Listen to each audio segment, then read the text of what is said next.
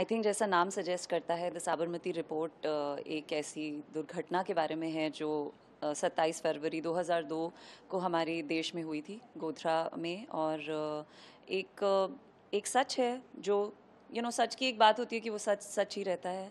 और उसको दिखाने के तरीके बहुत होते हैं, पर्सपेक्टिव्स होते हैं, और हमारी फिल्म बस उसी के बारे में है। जर्नलिज्म से रिलेटेड है, नाम में रिपोर्ट है, तो इसका मतलब जाहिर है कि हम ये बताना चाहते हैं कि क्या रिपोर्टिंग हुई थी, कैसी होनी चाहिए थी, और हम ये दर्शकों को प्रस्तुत करना चाहते हैं ताकि वो अपने खुद देखें और डिसाइड करें फिर कि क्या सच है और कितना सर, सच है। ये बिल्कुल सही कहा आपने कि ये उस दुर्घटना के साथ ही साथ पत्रकारिता पे भी कई सवाल उठाती है।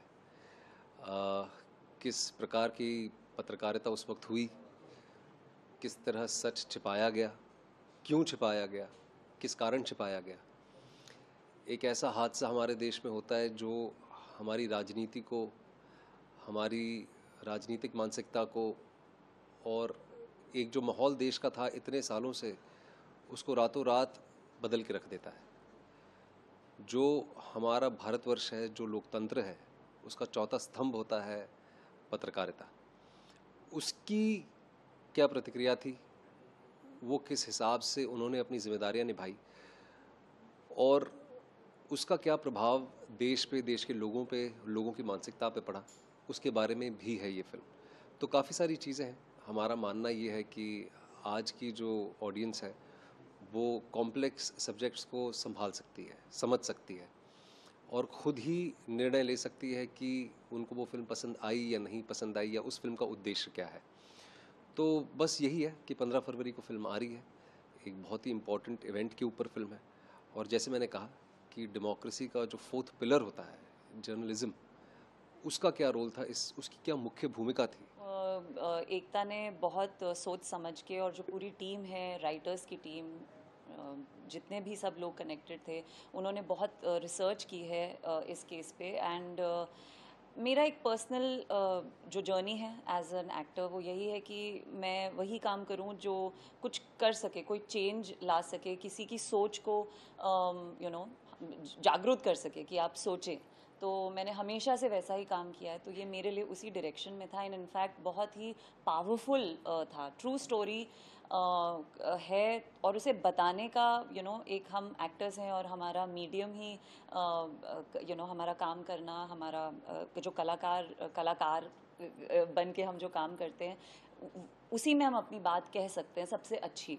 तो आई थिंक जितना भी हम अंदर फील करते हैं एज सिटीजन्स, इससे बेटर कोई अपॉर्चुनिटी नहीं थी मेरे लिए कि मैं आऊँ और देश के इतने इम्पॉर्टेंट एक इंसिडेंट के बारे में, एक अनफॉर्चुनेट इंसिडेंट के बारे में कुछ पहल हो पाए, कुछ बात हो पाए, और उसमें मैं एक किरदार प्ले कर सकूँ, तो मेरे लिए वो बहुत अहम था। ये जो ट्रोल करते हैं लोग, आपको उससे डर नहीं लगता?